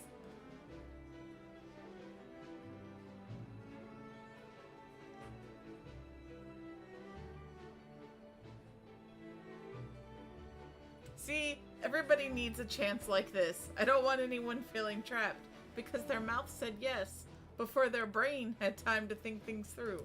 A very people-first approach. I hear that's common practice in the Knights of Favonius. Heh. Who'd you hear it from? Diluc? Did he just put Diluc down? Shh. We don't use people's real names at work. This contact will be known only as Owl, please and thank you. Ooh! Could Nefer be the one that saved him when he was up against all the Fatui in Natlan? Maybe? I've been looking for the character that did that for like ever.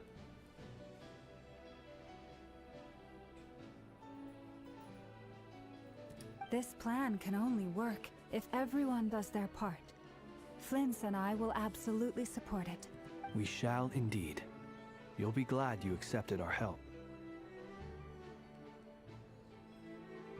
Also, you are the last person I expected to see here, Miss Dory.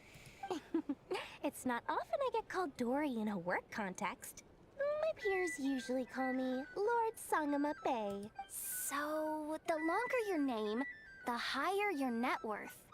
Is that the idea here? In that case, Mr. Flint's here must be worth a fortune. That's right, I know your full name. It's... Oh.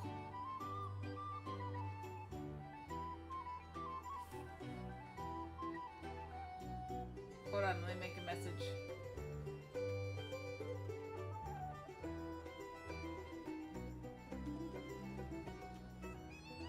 It won't let me. There we go.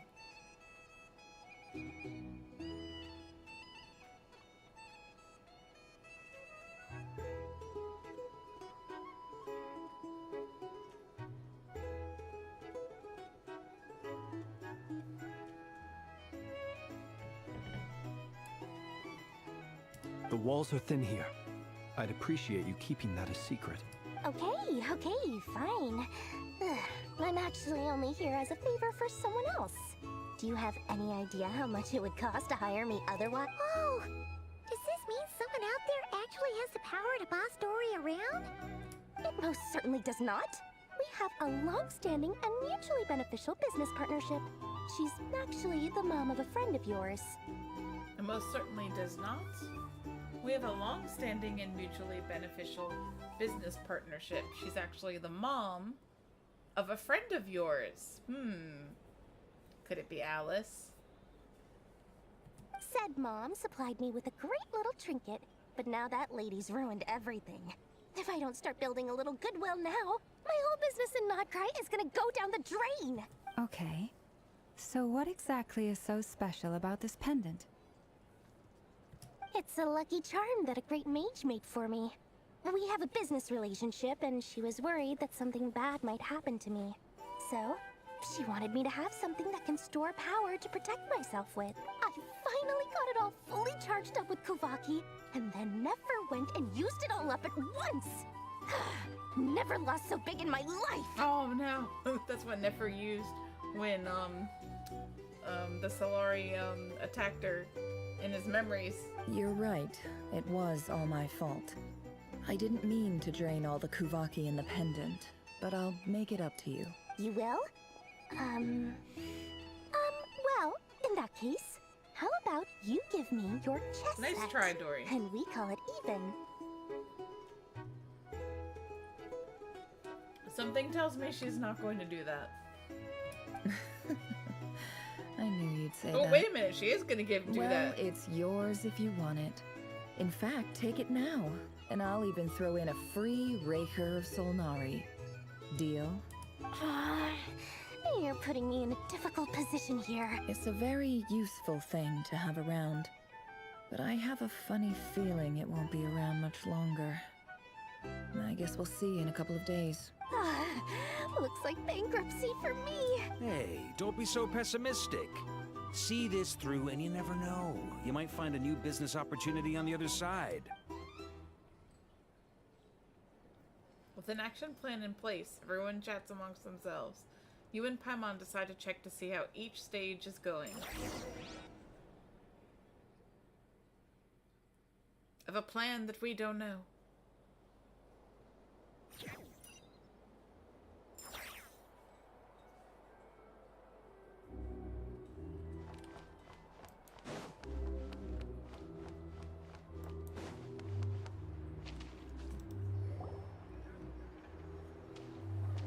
Dory! How are things going? Feeling ready? Oh, I was born ready. We only have 2 days. You think Lord Sangamabe would let an opportunity like this slip by?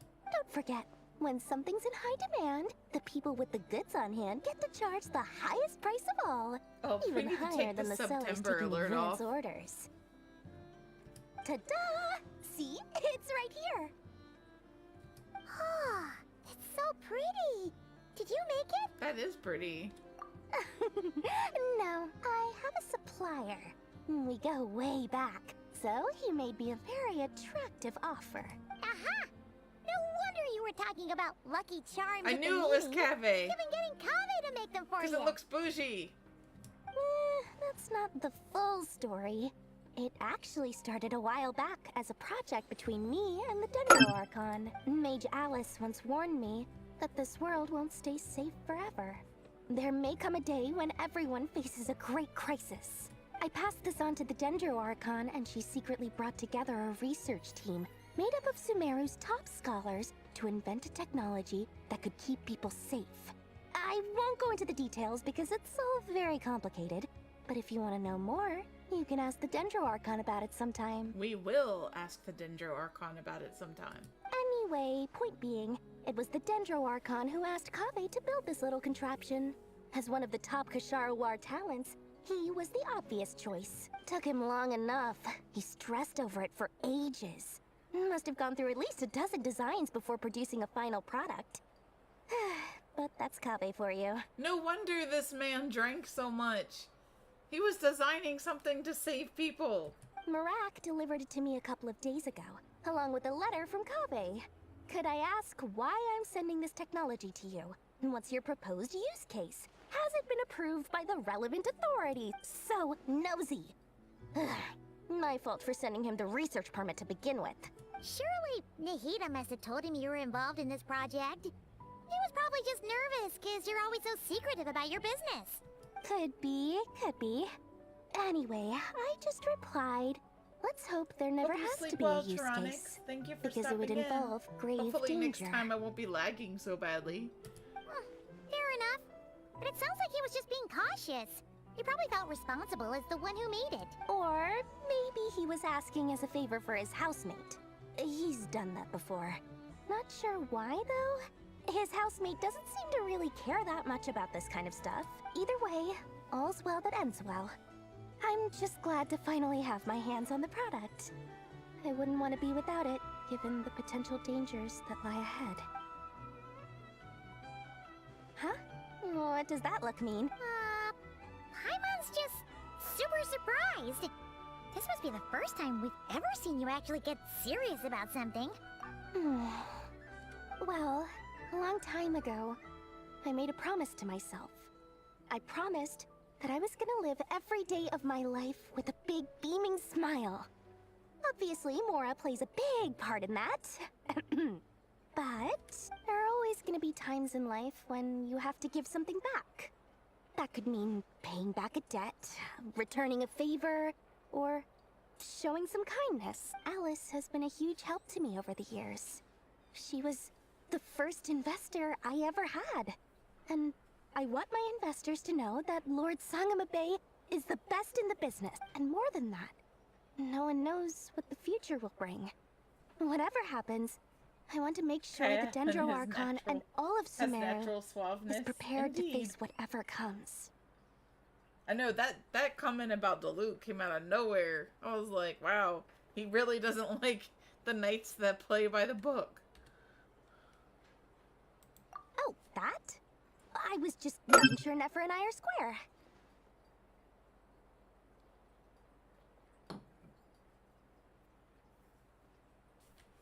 Don't be thinking it was some sort of benevolent act. I'm no saint, so don't treat me like something I'm not.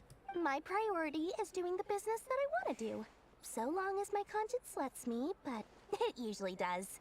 That's the Lord Sangamabe business model. All right, if you say so. I do say so, and that's the whole point. I'm a businesswoman. Don't go trying to figure out what kind of person I am. You'll exhaust yourself. Much easier for everyone involved if you just take my word for it. Oh, and could you two help me get this stuff where it needs to be? Thanks so much. You're my favorite assistants.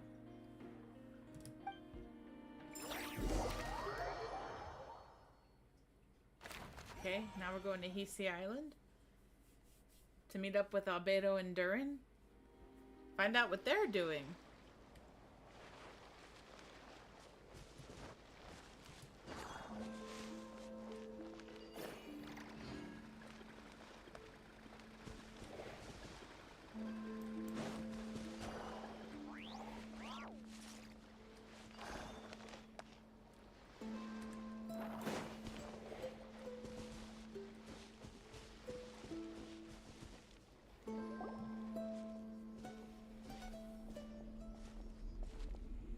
Traveler, Paimon, it's good to see you.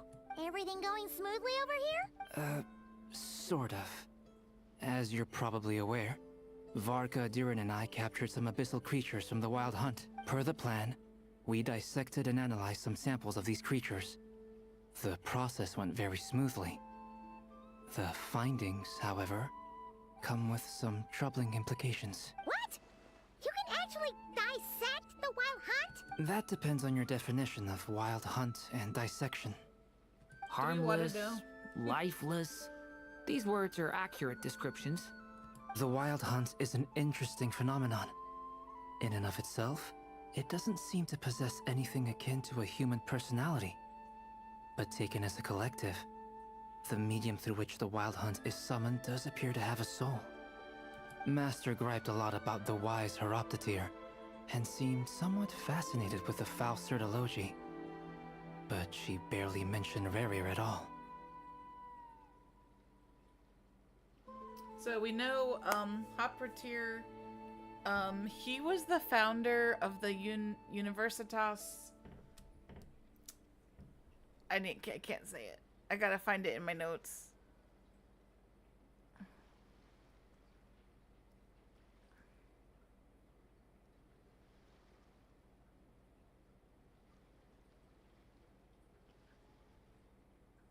I know I have it in here somewhere.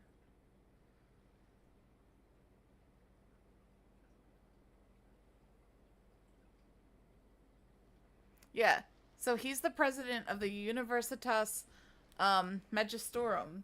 That's why he was called the Wise. And he was also the chief royal mage for the Vestar King.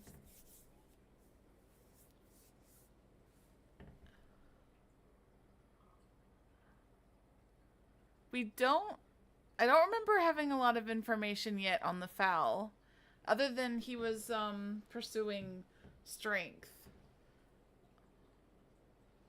He wanted supreme strength. I don't think that was because of his lower social standing, though. Anyway, it's a pity. I should like to hear her thoughts on the nature of the life form he has become today. It's a strange mix. The furious energy of an abyssal being channeled through a fractured physical existence. A consequence of being torn apart by an unknown power. Perhaps the only explanation for his survival in this state is that he sacrificed a degree of individuality in exchange for a continued existence. Oh, sorry. Once I get talking about interesting research, I have a tendency to go on indefinitely. Back to our research findings. Essentially, they confirm my hypothesis. Rerir's corpse is completely contaminated by the Abyss, and the effects are irreversible. You could think of this as Rerir in mutated form. But in my view, even that would be inaccurate. In reality, his whole being has been consumed by the Abyss. In other words, he is now nothing more than a manifestation of abyssal power. Wow, that's harsh. Unfortunately, at present, we have no means of completely eradicating abyssal power. Hence, we cannot fundamentally destroy the Rehir of Solnari either. But we do know that the Traveler can take abyssal power out of people who are affected by it, right? Because we saw her doing that in Natlan when people were getting sick from abyssal energy. So maybe she can do it. Oh, that's terrible news. So, that's it? We can't defeat him? Not even if we get the power of the Three Moons? Miss Columbina's situation is a difficult one. She can never achieve wholeness when the world does not accept her presence. It's as if her creator banished her to a place she can never be accepted. It means she spends most of her energy just on her own survival. Given the circumstances, it's only natural to despair. But we must see this plan through to the end. Time to kick off the backup plan. Oh, Paimon almost forgot! This is for you. Dory asked us to bring it. Ah, how wonderful. Well, thank you for making the trip. Durin and I will be heading off shortly. I'm sorry I won't be there to protect you in person this time. Please be careful. All right then. Stay safe. Okay. Now we're moving to a different part of Hisi Island, where Llama and Varka are. See what they're doing. Speaking of which, I am preparing a Llama cosplay that I'm super excited about. It's probably gonna take quite a few months to, you know, get stuff together because I'm trying to do a lot of it myself. But it'll be the most hands-on cosplay I think I've ever done. So I'm excited. I'll have to keep you guys updated on how it turns out.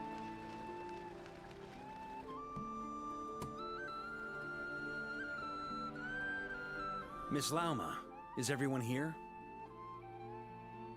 Alright, so now we've gathered all of the Scions, it looks like. The Frostmoon Scions. Yes.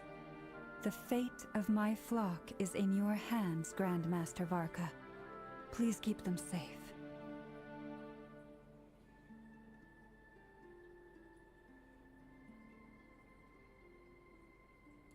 lady. What are you saying? Within the next 24 hours, we will face the biggest crisis the world has ever seen. This is not a burden that we deserve to bear. But I believe that we reap what we sow in this life. So I intend to act. I must do what I think is right for me. That means fighting for the future of Nod Krai. This gentleman is the Grand Master of the Knights of Favonius, Varka, Knight of Boreas. In my absence, please follow his lead. Wow, she's really trusting. Hey, everyone. Guess I should introduce myself. Well, to start with, I know my way around a battlefield. Biggest strengths are honesty and hard-workingness. Anyway, point is, He's not the best I don't speaker, intend is to he? let Lauma down. I'm gonna do everything in my power to keep every last one of you safe and sound. Needs to leave the talking to Jean. Alright, and then we've got Dainsleif and Columbina at the Frost Moon Enclave. Ooh, there's a treasure chest.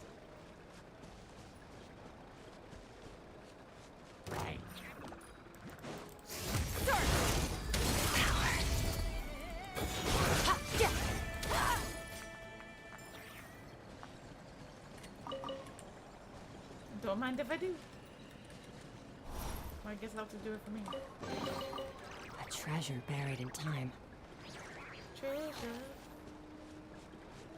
Ka-ching, ka-ching.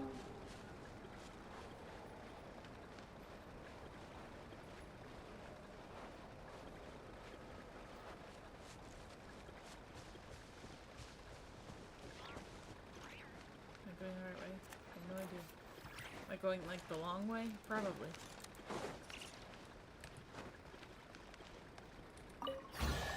Ooh. Your hard work is paying off, as it should. Where did that go? Where did you go?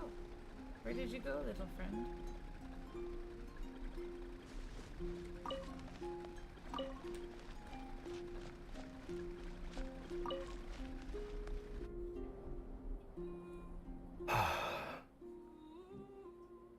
Something on your mind?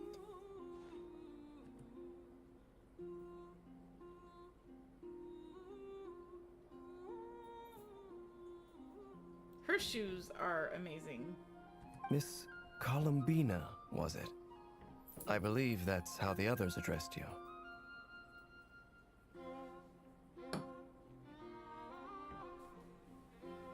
That's right. Names are funny things. Have you always been called Dainsleif? Yes. I take it your own name has a more complicated history. I have a different relationship with names than other people. To be honest, I'm not even sure that Columbina is my name. At least, not in the same way that Dainsleif is yours. But it's what everyone calls me, and I go along with it. A lot of my life has been that way. I get so used to things that I forget to question why they are so. I never used to think much about where names come from, or what they mean to people. Maybe something's wrong with me. Oh no, there's nothing wrong with you. You're different from other people. I sensed it the first time we met. You're more perceptive than most. I'm sure your long life and rich range of experience explains that. Do you ever find yourself missing Conria, Mr. Dainsleif?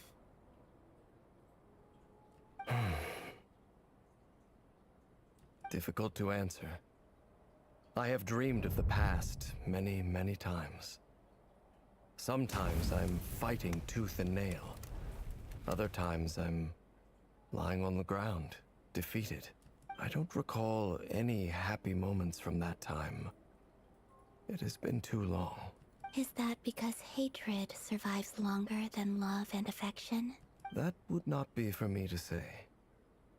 I make no excuses for the grudges I bear.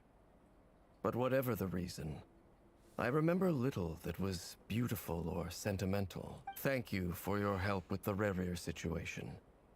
Without your efforts, I never could have learned the hidden truth of his story. You're welcome. I know he's your friend. Friend? He betrayed me. And I never really understood what he was going through in life. Some friendship, that is. Okay. So, do you plan to fight him with us? You see, you're torn. Now you know what really happened. You see the things he's done in a new light. I need some time. Of course. I completely understand. Anyone else in your position would feel conflicted too. Actually, I went through something similar myself recently. Something happened that changed my perspective on a situation. A situation I took for granted at the time, but now I feel very grateful for it. You mean the Harbingers who still support you, even though you've left the Fatui? Yes. I always thought they were only helping me because Harbingers are forced to work together. But then I abandoned them. A warrant was even put out for my arrest. And even now, they still support me. Which means I was wrong about them all along. Clearly, they view you as a friend. I feel a little guilty now. I regret not seeing her help for what it was, and not treasuring it. I see the guilt that you're feeling now, because I feel it too. Hopefully, talking about it will do us both some good. Have you noticed that the Traveler and Paimon are over there? I think they've been listening. Huh. Shall we say hello? We've been found out. Sure. Hello. Ah! They caught us!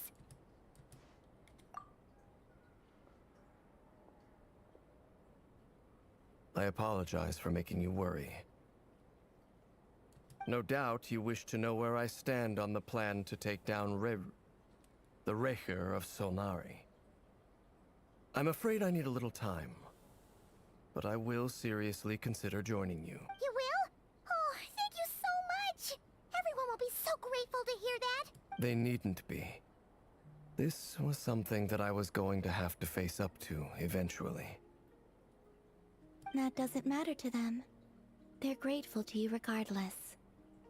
You can't control their gratitude, so just accept it. And then, have a think about whether you're willing to join us.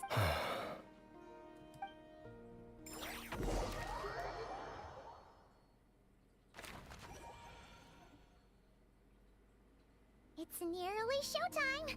Let's go rendezvous with the others. You know the place. Alright, I just need a quick stretch because I've been sitting a while. So, it won't be long. So I'll be right back.